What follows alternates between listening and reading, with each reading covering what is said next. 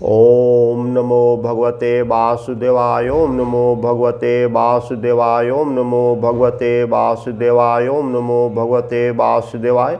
राधे राधे राधे कृष्ण राधे कृष्ण राधे कृष्ण राधे कृष्ण। ओम नमो भगवते वासुदेवाय। राधे राधे राधे कृष्ण राधे कृष्ण। श्री कृष्ण चंद्र महाराज की जय।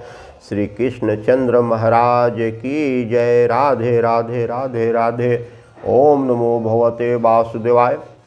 आज शुरू होगा तीसरा अध्याय, भाग 7। किन देवताओं की उपासना पूजा से किन किन वस्तुओं की प्राप्ति होती है, आज यही कथा का विषय है। तो चलिए कथा शुरू करते हैं। श्री सुखदेव जी बोले, हे राजा परीक्षित, मृत्यु के निकट पहुंचने वाले मनुष्यों के लिए जो आपने मुझसे पूछा वह मैंने कहा। अब एक दूसरा सिद्धांत सुनिए। उपासक जिस देवता की उपासना करता है वह उसे अवश्य ही प्राप्त होता है। जिसे ब्रह्म तेज प्राप्त करने की इच्छा हो उसे चाहिए कि वह ब्रह्मा जी की उपासना पूजा करें। इंद्रियों की चतुरता चाहने वाले को इंद्र की पूजा करनी चाहिए। संतान की इच्छा वाले पुरुषों को दक्ष आदि प्रजापतियों का पूजन करना चाहिए। जो लक्ष्मी की चाहना करते हैं उन्हें दुर्गा जी की उपासना और पूजा करनी चाहिए। इसी प्रकार से तेज को चाहने वाले पुरुषों को अग्नि की, धन चाहने वाले को वस्तु देवताओं की, और प्रभावशाली बनने के लिए रुद्रों की, भक्ष्य भोज चाहने वाले को अदिति देवता की, स्वर्ग की कामना करने वाले को देवताओं की, राजा की इच्छा रखने वाले पुरुषों को विशेश्वरेय देवों की, प्रजा को अपने वश में करने वाले पुरुषों को साधु देवताओं की, आयु बल की इच्छा करने वाले को अश्विनी कुमार देवताओं की, पुष्टि के लिए पृथ्वी की और प्रतिष्ठा के लिए स्वर्ग तथा पृथ्वी की, रूप चाहने वाले के लिए गंधर्वों की, स्त्री चाहने वाले पुरुषों को उर्वशी अप्सरा की, और यदि सबका स्वामी होने की इच्छा हो तो मनुष्य को चाहिए कि वह ब्रह्मा जी की उपासना और पूजा करे। यदि इच्छा हो तो यज्ञ द्वारा भी विष्णु जी की पूजा करे। यदि धन के प्राप्त करने की इच्छा हो तो वरुण जी की पूजा करे। यदि विद्या की इच्छा हो तो शिव जी की, और यदि स्त्री पुरुष में परस्पर प्रेम की इच्छा हो तो पार्वती जी का पूजन करे। के लिए विष्णु की पूजा, संतान की वृद्धि के लिए पितरों की पूजा, रक्षा के लिए यक्षों की पूजा, बल के लिए देवगणों की पूजा, और राज्य के लिए मनु की पूजा, शत्रु मारण के लिए राक्षसों की पूजा, भोगों के लिए चंद्रमा की पूजा, और जिससे केवल भक्ति की इच्छा हो उसे चाहिए कि वह ईश्वर भगवान की पूजा करे। इतनी कथा सुनकर के शौनक जी बोले, हे परम विद्वान सुत जी, जब श्री सुखदेव जी ने राजा परीक्षित से ऐसा कहा तो उन्होंने फिर कुछ पूछा या नहीं, और यदि पूछा तो फिर सुखदेव जी ने क्या कहा वह सब पवित्र कथाएं हम लोग को सुनाइए, क्योंकि आपकी अमृतमयी वाणी को सुनते ही हम लोगों का चित्त नहीं भरता है। आपके इस कथन से तो यही प्रकट होता है कि राजा परीक्षित विष्णु के बड़े भक्त थे और भगवान श्री सुखदेव जी भी विष्णु जी में परम परायण थे। तब जहाँ श्रोता और वक्ता दोनों ही उत्तम गुणों से युक्त थे तो उनके समागम में अवश्य ही श्रेष्ठ कथा हुई होगी। हे मुनि, उन पुरुषों को धन्यवाद है कि जिनका समय विष्णु जी के वर्ता में व्यतीत होता है, लेकिन जो लोग इसके विपरीत हैं उन्होंने व्यर्थ ही इस पृथ्वी पर जन्म लिया है। यदि केवल जीना ही मनुष्य की आयु बल का फल माना जाए तो क्या वृक्ष नहीं जीते, क्या धौकनी श्वास नहीं लेती, और अन्य शुकर कुकर प्राणी क्या भोजन तथा स्त्री प्रसंग नहीं करते। वह मनुष्य कुत्ता, शुकर, ऊँट और गधों के समान है, जिसके कानों में विष्णु जी का नाम नहीं सुनाई पड़ता। हे सुत जी, मैं उनके कानों को चूहे का बिल समझता हूँ। जिसमें विष्णु जी के चरित्र का शब्द नहीं सुनाई पड़ता उस मनुष्य के मुख की जीव मेढक की जिह्वा के समान है कि जो विष्णु जी के चरित्रों का गान नहीं करता है। रेशमी पगड़ी और किरीट सेवित मस्तक भार स्वरूप है, जो विष्णु जी के सामने नहीं झुका। स्वर्ण कंकड़ों से अलंकृत होते हुए यदि दोनों हाथ विष्णु जी की सेवा में नहीं आते तो उन हाथों को मैं मुर्दों के समान समझता हूँ। जो नेत्र भगवान विष्णु की मूर्ति का दर्शन नहीं करते हुए मोर पंख के नेत्रों के समान व्यर्थ है। उन मनुष्यों के दोनों पैर जो भगवान विष्णु के क्षेत्रों को नहीं जाते, वृक्ष के जड़ के समान है। जो विष्णु जी के भक्तों को चरण रज को अपने सिर पर नहीं चढ़ाता वह जिंदा ही मुर्दों के समान है, और जो विष्णु जी के चरणों में चढ़ाई हुई तुलसी की सुगंधित सूंघ करके उसकी प्रशंसा नहीं करता वह श्वास लेता हुआ भी मुर्दे के ही समान है। वह हृदय नहीं है, पत्थर है। जो भगवान विष्णु के नाम से घृणा करता है, हे सुत जी, आप भगवान विष्णु के भक्तों में मुख्य हैं। जो भक्त लोगों के मन के अनुकूल ही प्रिय कथा कहते हैं, सो हे परम आत्मज्ञानी सुत जी।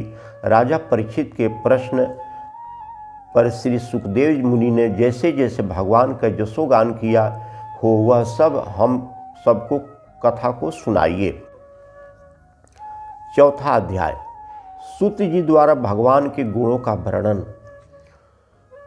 शौनक जी के इस प्रकार पूछने पर सूत जी ने कहा, हे महात्मा राजा परीक्षित ने भी वही प्रश्न श्री सुखदेव जी से किया था कि जो आज यहाँ आप लोग मुझसे पूछ रहे हैं। उस समय राजा परीक्षित मृत्यु भाव को प्राप्त हो रहे थे, इससे वे सबसे रहित होकर के श्री विष्णु जी में ध्यान लगाए हुए बड़ी तन्मयता से आत्मभाव को प्राप्त हो रहे थे। इससे उन्होंने श्री सुखदेव जी को कहा कि हे ब्राह्मण, आपका कथन बड़ा श्रेष्ठ है, क्योंकि आपके द्वारा कही हुई विष्णु जी की कथा को सुनने से मेरा अज्ञान नष्ट होता जा रहा है। अतः मैं आपसे पूछता हूँ कि भगवान अपनी माया से इस संसार को कैसे रचते हैं। फिर यह कहिए कि यह सर्वशक्तिमान ईश्वर किस शक्ति से ब्रह्म आदि का रूप धारण कर सबकी रक्षा और संहार करते हैं। हे ब्राह्मण देवता, मुझे तो ऐसा जान पड़ता है कि भगवान की लीला को विद्वान भी नहीं जान पड़ते, किंतु वह एक ईश्वर ब्रह्म आदि अवतारों से कर्मों को ग्रहण करता हुआ किस प्रकार एक ही बार या क्रम से प्राकृतिक के बहुत से गुणों को ग्रहण करता है। कृपा कर आप मेरे इस संदेह को दूर करें, क्योंकि शब्द तथा पर ब्रह्म दोनों में आपका बहुत अच्छा अनुभव है। सूत जी कहते हैं कि जब राजा परीक्षित ने ऐसे प्रश्न किया तब भगवान विष्णु का स्मरण करके श्री सुखदेव जी बोले, हे राजन परीक्षित, तुम्हारे इस प्रश्न का उत्तर देने के पहले और सत्य संबंधी कथाओं के कहने के प्रथम मैं उस सर्वशक्तिमान परमात्मा को नमस्कार करता हूँ, जो सृष्टि का पालन तथा संहार करने में सर्वदा ही सफल और रजोगुण आदि तीनों शक्तियों को ग्रहण करने वाले अमित प्रभाव संयुक्त सर्वोत्तम और सबके अंतर्यामी है। वह परमात्मा सर्वधर्म आत्माओं के दुख दूर करता और अधर्मियों का नाश करता है। वह अपने समस्त भक्तों का परम पालक और भक्तहीनों के न जानने योग्य तथा परमहंस आश्रम में स्थित मनुष्यों को ज्ञान देने वाला है। ऐसे परमात्मा को नमस्कार है। उससे बढ़कर के अधिक ऐश्वर्य वाला कोई नहीं है। वह अपने भक्तों के पापों का नाश करने वाला और सब प्रकार से मंगलमय तथा यशस्वी है। उस ईश्वर को मेरा प्रणाम है। ज्ञानी जन जिस परमात्मा के चरणों की भक्ति से इस लोक तथा परलोक में मन का स्थान छोड़कर के बिना प्रयास ही ब्रह्म गति को प्राप्त होते हैं, उस उत्तम यश वाले ईश्वर को मेरा बारंबार प्रणाम है।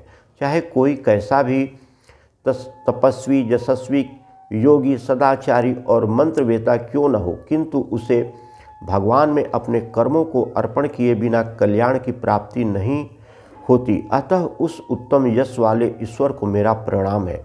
वे भगवान किरातों, हूणों, अंधों, पुलिंदों, चंडालों, अहिरों, कंकोड़ और खस आदि यौनों तथा पापियों का भी उद्धार करने वाले और परम पवित्र है। उस प्रभु को मेरा प्रणाम है। वह ईश्वर उपासना के योग्य, धर्ममय तथा तपोमय है। उस निष्कपट परमात्मा को ब्रह्मा और शंकर भी बड़े आश्चर्य से देखते हैं। वह भगवान मेरे ऊपर प्रसन्न हो, जो ईश्वर सज्जनों का स्वामी, विपत्तियों में रक्षक, विष्णु वंशों और देवताओं के अधीश्वर है, जो लक्ष्मीपति, यज्ञपति और बुद्धिपति है। वे भगवान मेरे ऊपर प्रसन्न हो, जिनकी कृपा से निर्मल बुद्धि द्वारा विद्वान लोग आत्म तत्व को देखते हैं, जिससे लोग अपनी बुद्धि मन वाणी से अगोचर कहते हैं। वे मुकुंद भगवान मेरे ऊपर प्रसन्न हो।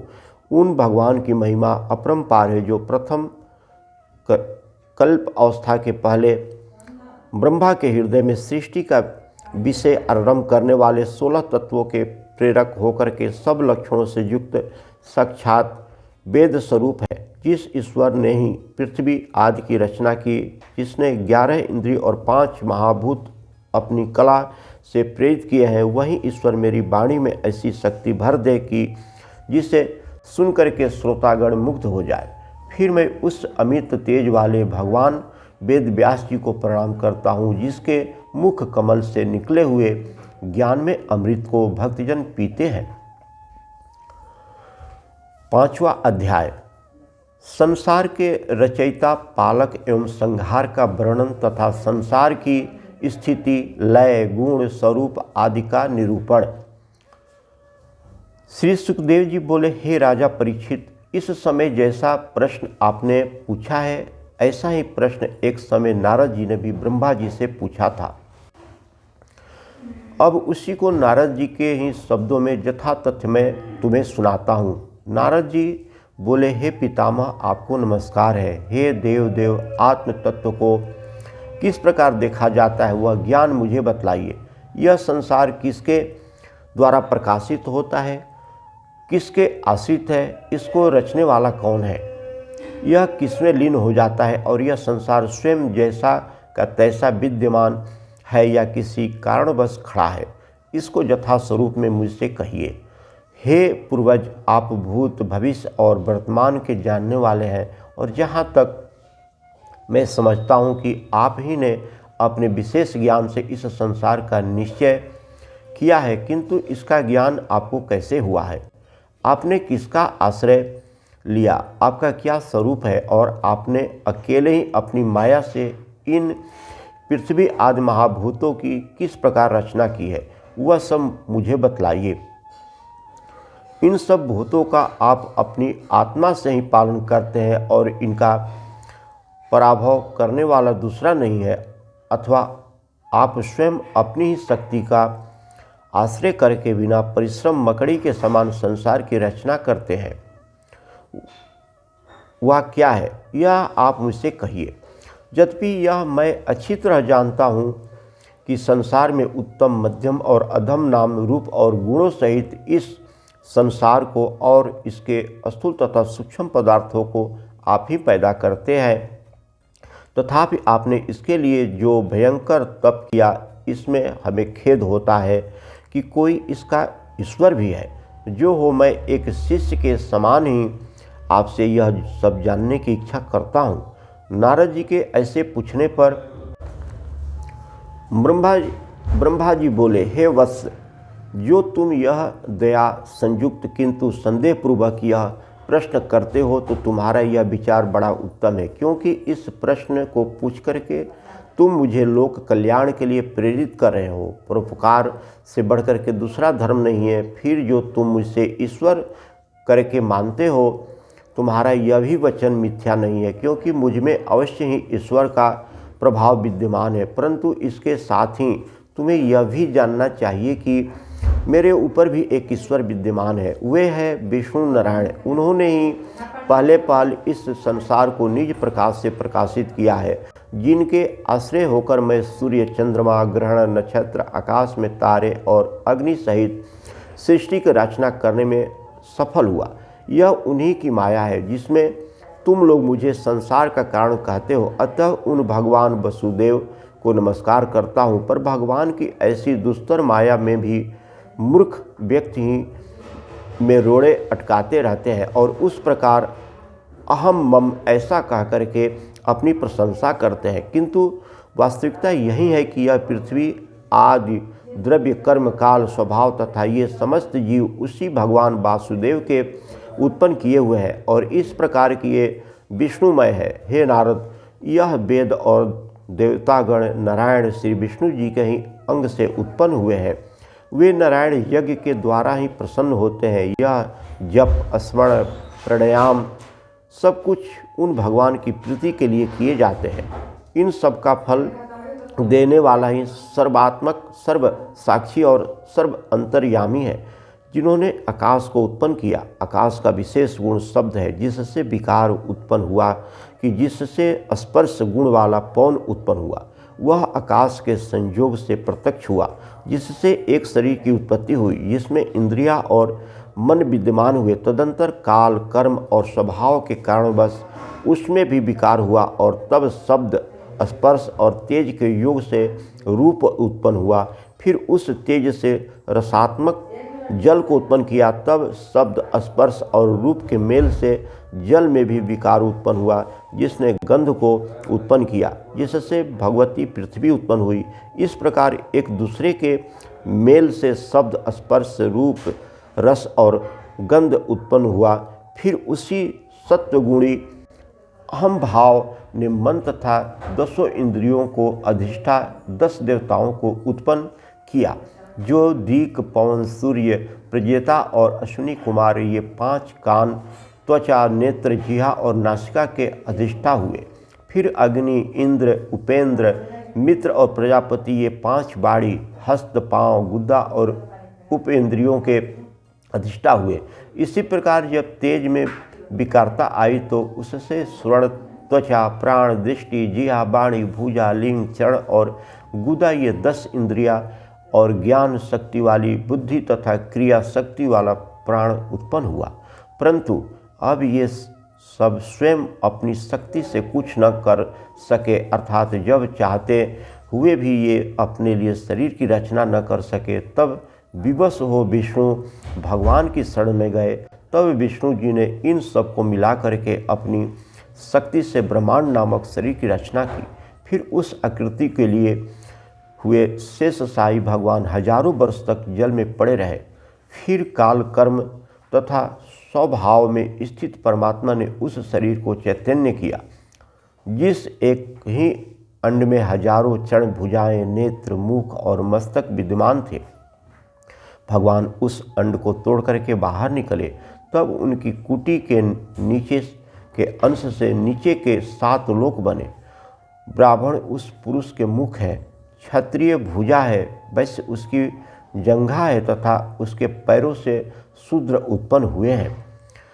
फिर उनके अर्थात उन्हीं विष्णु भगवान के चरणों से पृथ्वी लोक, नाभि से भूलोक, हृदय से स्वर्गलोक और वक्षस्थल से महलोक उत्पन्न हुआ।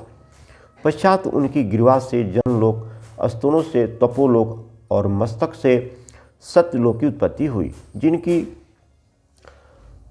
कटी से अतल और जंघों से बीतल लोक बन गया। फिर भगवान ने अपने जनाओं से एक शुद्ध सुतल लोक और जंघाओं से तलातल लोक की रचना की। इसी प्रकार से घुटने से महातल, पैरों से रसातल और पैरों के नीचे से पताल लोक बना। 6ठा अध्याय भगवान के विराट रूप में भिन्न भिन्न चीज़ों की उत्पत्ति, वर्णन तथा उनके गुणों का कथन। ब्रह्मा जी बोले, हे वत्स नारद, इस प्रकार उस विराट के मुख से अग्नि एवं छंदों की उत्पत्ति हुई। उसकी त्वचा से 7 धातुएं और अन्य मधुर आदि 6 रस के अधिष्ठा वर्ण उसकी जिह्वा से उत्पन्न हुए। इसके पश्चात यह जो हम लोगों के प्राण अर्थात जो पवन की उत्पत्ति का स्थान है, वह उसकी नासिका है। फिर उस भगवान की घ्राणेन्द्रियों से अश्विनी कुमार, देवता, औषधि और समस्त समान तथा विशेष ग्रंथ उत्पन्न हुए। फिर इनकी चक्षु इंद्रिय से रूप और रूप के प्रकाश नेत्रों की उत्पत्ति हुई तथा चंद्र और सूर्य उस विष्णु के नेत्र गोलक हुए। दिशाएं और तीर्थ उस विराट के कान है और आकाश एवं शब्द भी उसके स्वर्ण से ही उत्पन्न हुए हैं। इस प्रकार उन विराट भगवान ने अपनी त्वचा से स्पर्श, वायु और सब यज्ञों की उत्पत्ति स्थान को प्रकट कर अपने रोम से समस्त वृक्षों को और पाषाण लोभेश तथा बिजली को अपने सिर के केशों, दाढ़ी, मुच्छों के बाल और नखों से उत्पन्न किया। तब इन सब की रक्षा कैसे होगी, इस विचार से भगवान ने अपनी भुजाओं से लोक की रचना कर भूलोक, भूरलोक, स्वरलोक तथा क्षेम और शरणागतों की रक्षा का सब प्रबंध कर भगवान अपने चरणों से ही वर देते हैं और इस क्रम से वही सब जल वीर्य और सृष्टि प्रयत्न सृष्टि के समस्त उत्पत्ति स्थान है। संसार में यह जो संतान संबंधी स्त्री पुरुष का सुख है वह विराट पुरुष की जिहा है।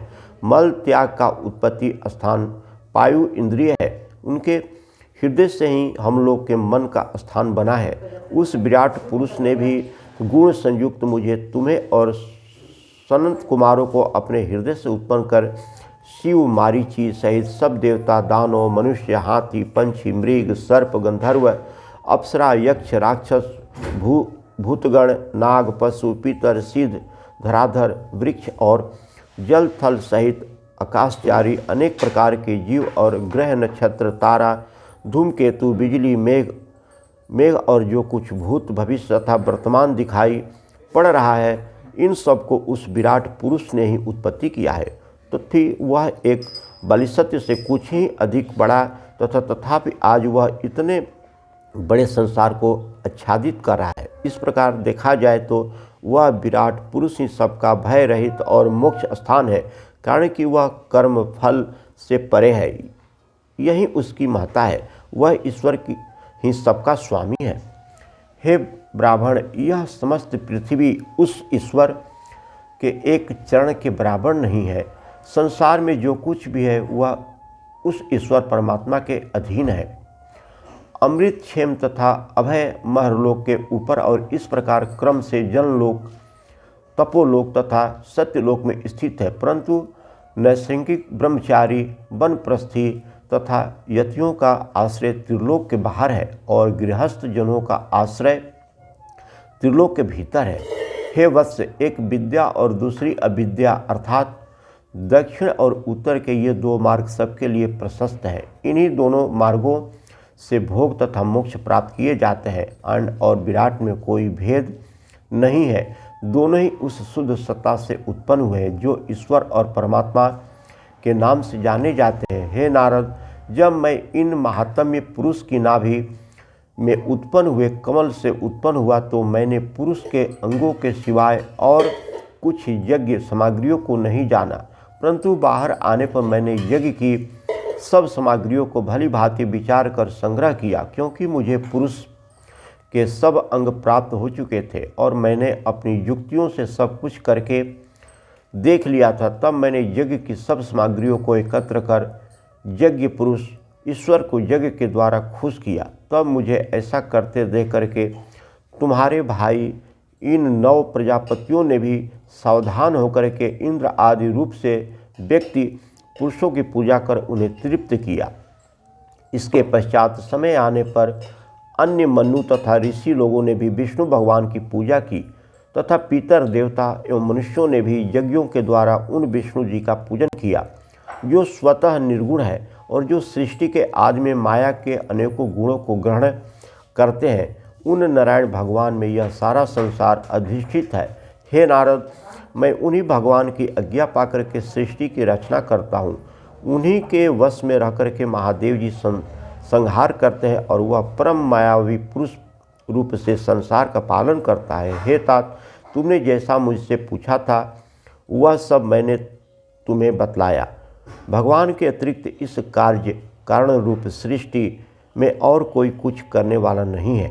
मैंने जो कुछ किया है वह सब उन्हीं की दया है, क्योंकि मैंने स्नेह हृदय से उन विष्णु जी की उपासना की है।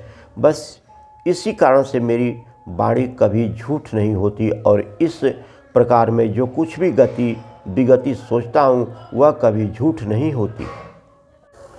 इसका कारण यह है कि मेरी इंद्रियां कभी असत्य मार्ग में नहीं पड़ती।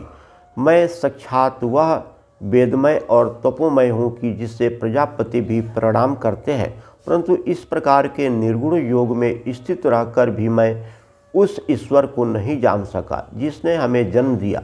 यद्यपि उन मंगलमय, कल्याण कारक और अपने शरणागतों को आगमन से मुक्त करने वाले भगवान को मैं नित्य ही प्रणाम करता हूँ। तथापि मैं उन्हें आज तक पूर्ण रूप से जान न सका। तब यदि मेरे जैसा सावधान तपस्वी भी उनका परिचय न जान सका तो श्रद्धालु जन उन्हें कैसे जानेंगे। यदि उन परमार्थ स्वभाव ईश्वर को न मैं जानता हूँ और न तुम लोग जानते हो, तो अन्य देवता कैसे लोग जानेंगे। लेकिन वह ईश्वर स्वयं कर्ता, अधिकरण, साधन और कर्म रूप है। वही महामल्य में सृष्टि करता, पालन करता और पुनः उसका संहार भी करता है। वह आदि अंत से रहित, अभेद और अद्वितीय है। वह सब संदेह से रहित और स्थिर है। वह शुद्ध तथा केवल ज्ञान है। उसे शांत मन से शुद्ध अंतःकरण वाले ही जानते हैं।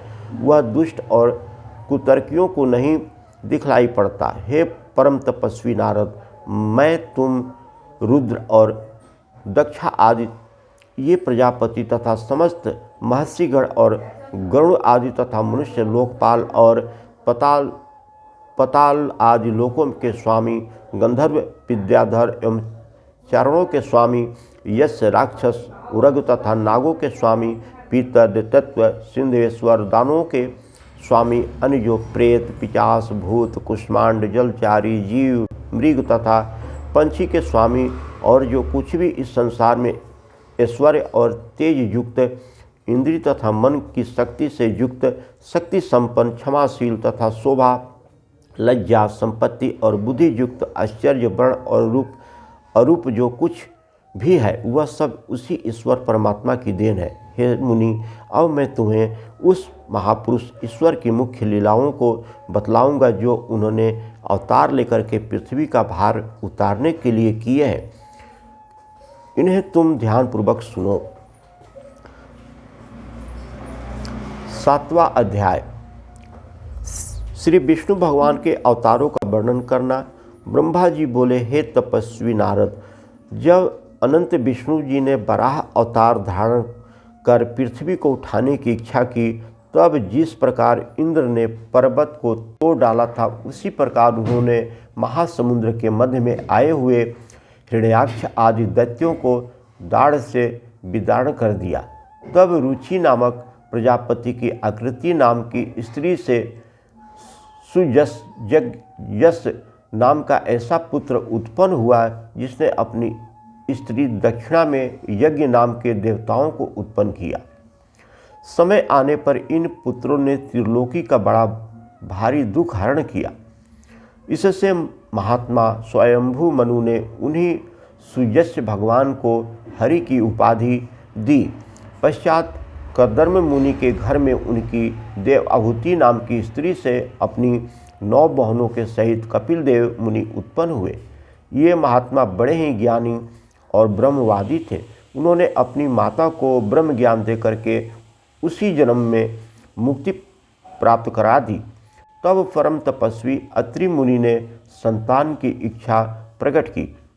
भगवान ने उनके लिए अपने को अर्पण कर दिया। इससे उन मुनि के घर भगवान दत्तात्रेय नाम से अवतरित हुए, जिनके चरण कमलों की धूलि से पवित्र होकर के यदु तथा है आदि राजाओं की उत्पत्ति हुई। पश्चात ये लोग भी योग सिद्धि को पाकर के परलोक गमन किए। तब एक नहीं अनेक लोकों के रचने की इच्छा से मैंने घोर तप किया। तब मेरे उस अखंडित तप से प्रसन्न होकर के श्री विष्णु जी ने सनक नंदन, सनातन, सनत कुमार नामक 4 आत्मज्ञानी ऋषियों को भली भांति वर्णन किया, जिससे अन्य योगियों ने अपने मन में साक्षात ईश्वर को देखा। फिर उन्हीं नारायण विष्णु जी ने अपनी विशेष योग माया से दक्ष प्रजापति की कन्या मूर्ति के गर्भ से नर नारायण के रूप में अवतार धारण किया। तब उनकी तपस्या नष्ट करने के लिए इंद्र ने कामदेव की सेना रूप उर्वशी आदि अप्सराएं भेजी, परंतु वे भगवान के व्रत को तोड़ न सकी और कामदेव भयभीत होकर के भाग गया और भगवान ने अपनी लीला में विजय प्राप्त की। भक्तपरायण विष्णु जी सर्व समर्थ और उनके लीला में शरीर धारण करने वाले हैं। उनका कामदेव क्या कर सकता था। जिन्होंने बालक ध्रुव को ध्रुपद किया, कुमार्ग में प्राप्त राजा बेनु की रक्षा के लिए भगवान ने पृथु जी के नाम से अवतार लिया। फिर राजा नाभि की स्त्री मरु देवी के पुत्र ऋषभदेव जी के नाम से उत्पन्न हुए। उनके चरित्रों का वर्णन कर कौन पार पा सकता है। हे तपोधन नारद, उन भगवान की महिमा अपरंपार है। वे भगवान मेरे यज्ञ में हयग्रीव नाम से उत्पन्न हुए। उस समय उनके श्वास लेते हुए नासिका से बड़ी सुंदर वेद लक्षणा वाणी उत्पन्न हुई थी। फिर युगांत के समय में उन्हीं भगवान ने समस्त जीव समुदाय के आश्रयभूत होकर के मत्स्य अवतार धारण कर जल में विहार किया था। फिर उस समय इन भगवान ने तो बड़ी विचित्रता उत्पन्न कर दी थी कि जब देवता तथा दानवों के युद्धपति अमृत के लिए समुद्र को मथने लगे थे, तब कच्छप रूपधारी विष्णु जी ने अपनी पीठ पर मदरांचल पर्वत को धारण किया था। फिर उन्हीं विष्णु जी ने नरसिंह रूप धारण करके हिरण्यकश्यप को मार करके भक्त प्रहलाद की रक्षा की थी। इसके पश्चात जब तड़ाग के मध्य में महाबलवान ग्राह ने हाथियों के युद्धपति का पैर पकड़ लिया था, तब उसी पुकार सुनकर के हाथ में चक्र लिए गरुड़ के ऊपर सवार होकर के नारायण ने चक्र से ग्राह का वदन विदारण कर गज को ऊपर निकाल लिया। फिर उन्हीं नारायण ने राजा बलि का मान मर्दन कर 3 पग से समस्त पृथ्वी को नाप लिया था। हे नारद, तुम्हारी बड़ी शक्ति से प्रसन्न होकर ही मैंने यह भागवत ज्ञान तुमसे कहा है, जिसे सुनकर के मनुष्य सहज ही में आत्मज्ञान को प्राप्त कर लेंगे। इन्हीं भगवान ने श्री धन्वंतरी जी का अवतार लिया था, जिसमें उन्होंने बड़े से बड़े रोगी मनुष्यों के रोगों का शीघ्र ही नाश कर दिया। इसके बाद संसार को नाश करने के लिए उग्र पराक्रमी परशुराम जी ने 21 बार अपने तीक्ष्ण धार वाले फरसा को लेकर के ब्राह्मणों के द्रोही और वेद मार्ग को छोड़ने वाले पृथ्वी में कंटक रूप राजाओं का संहार कर दिया था। इसके पश्चात इन्हीं भगवान ने इक्ष्वाकु वंश में राजा दशरथ के घर श्री रामचंद्र जी के नाम से प्रकट हो पिता की आज्ञा मान सीता और लक्ष्मण सहित वन में जाकर के दुष्टों का नाश करते हुए परम अत्याचारी रावण का नाश किया था। उस समय लंका में जाने के लिए समुद्र मार्ग नहीं दे रहा था, परंतु भगवान के कुपित होते ही समुद्र थर-थर कांपने लगा और उसने शीघ्र ही श्री राम जी को लंका में जाने का मार्ग दे दिया। पश्चात दैत्यों की सेना ने दुखित पृथ्वी के कलेश को नाश करने के लिए बलभद्र तथा श्री कृष्ण जी के नाम से भगवान ने मथुरा में अवतार धारण किया था। तब उन्होंने अपने बाल्यकाल में ही पूतना राक्षसी को मार करके अपने घुटनों से ही बड़े से बड़े 2 अर्जुन वृक्षों को जड़ से उखाड़कर फिर कालियादह में विहार करते हुए अत्यंत विषधर चंचल जीहा वाले कलिय नाग को नाथ करके उसका मान मर्दन कर दिया था। फिर जब ज्येष्ठ मास में ब्रज का सहारा वन दव आग्नेय से जलने लगा, तब रात में बलभद्र जी के साथ अमित पराक्रमी श्री कृष्ण जी ने सबकी आंखें बंद करा करके उनकी रक्षा की थी। फिर जब एक समय उन श्री कृष्ण जी को बांधने के लिए माता यशोदा रस्सी लेकर के आई, तो जमुहाते हुए श्री कृष्ण जी ने अपने मुख में 14 भुवन दिखा करके उन्हें ऐसा चकित कर दिया था कि वे उनकी ओर एकाएक देखती रह गई। एक समय श्री कृष्ण जी ने वरुण जी के पास बंधन से नंदी जी को छुड़ा करके व्योमासुर को गुफा में डाल करके गोपों को छुड़ाया था। तब श्री कृष्ण जी 7 वर्ष के थे। तब इन्होंने दिन रात अपूर्व जल धारा बरसाते हुए इंद्र के प्रकोप से गोवर्धन पर्वत को उठा करके व्रज की रक्षा की थी।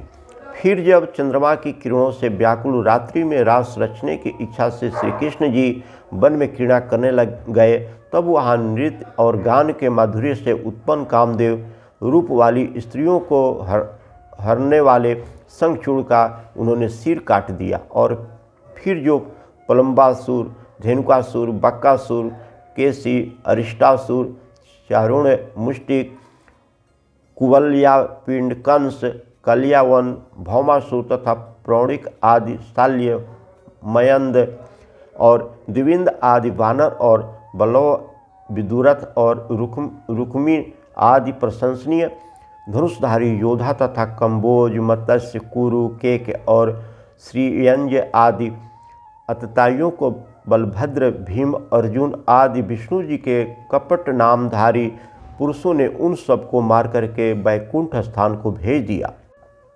ये सब कथाएं आगे बताएंगे। काल से जब लोगों की बुद्धि और आयु का ह्रास हो जाता है और जब लोग वेदों को दुर्गम जान करके उन्हें समझने की शक्ति नहीं रखते, तब यही विष्णु भगवान प्रत्येक युग में माता सरस्वती के गर्भ से उत्पन्न होकर के वेद व्यास जी के रूप से वेद रूपी वृक्ष का शाखा रूप से विभाजन करते हैं। इसके पश्चात ये नारायण बौद्ध अवतार लेकर के अनेकों प्रकार के सिद्धांत प्रकट करते हैं। इसके पश्चात जब सज्जनों के घर में भी विष्णु जी की कथा नहीं होगी और ब्राह्मण, क्षत्रिय और वैश्य पाखंडी हो जाएंगे और जब शूद्र राजा होंगे और जब स्वाहा स्वाधा ऐसे वचनों का प्रयोग न होगा, तब यही भगवान कलयुग में कलिक अवतार लेकर के सबको अंतिम शिक्षा देंगे।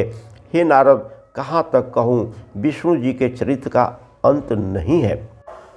इस संसार में एक विद्वान चाहे तो धूलि के कणों को तो गिन सकता है, किंतु विष्णु के चरित्रों को कोई गिन नहीं सकता।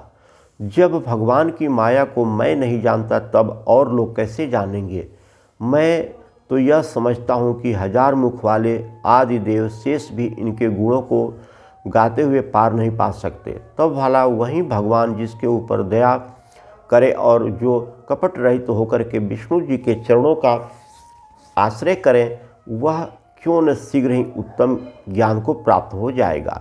हे नारद, परमेश्वर की योग माया को या तो मैं जानता हूँ या तुम लोग और शिव जी, प्रहलाद और मनु की स्त्री शतरूपा, स्वयंभू मनु और उनके पुत्र तथा प्राचीन बहर्षि अंग और ध्रुव जानते हैं। इनके अतिरिक्त इक्ष्वाकु, एल, मुचुकुंद, विदेह, विश्वामित्र, रघु, अम्बरीश, सगर, गय, मंधाता, अलर्क, रंतिदेव, भीम, बलि, दिलीप, सौंभरी, उतंक, शिवी, देवल, पिपलाद, सारस्वत, उद्धव, पराशर, भूरी विहार और जो अन्य विभीषण, हनुमान, सुखदेव, अर्जुन, अष्टसेन, विदुर तथा श्रुतिदेव आदि ये लोग भी जानते हैं। विष्णु जी के भक्त कैसा भी पशु, पंछी, स्त्री, शूद्र और सबर आदि पापी भी क्यों न हो, किंतु वे ही तर जाते हैं। तब भला ब्राह्मणों को तो कहना ही क्या, क्योंकि ब्राह्मण लोग तो सदैव शांत, अभय, भेद रहित, ज्ञान से एक रस तथा शुद्ध और कार्य कारण से जो आत्म तत्वदर्शी और माया से रहित रहते हैं, उन्हें देखते ही माया दूर भाग जाती है। वे सर्वदा शोक रहित परम पुरुष भगवान के वह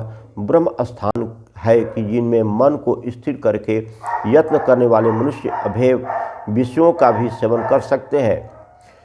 हे वत्स नारद, संसार को उत्पन्न करने वाले विष्णु का जो यह संक्षिप्त चरित्र मैंने तुमसे कहा है, वही यह भागवत नामक महापुराण है, जिसमें ईश्वर की विभूतियों का अपूर्व ग्रहण है। अब तुम इसको संसार में फैलाओ। जय श्री कृष्ण महाराज की जय। राधे राधे। ओम नमो भगवते वासुदेवाय। ओम नमो भगवते वासुदेवाय। कल फिर शुरू होगा 8वां अध्याय।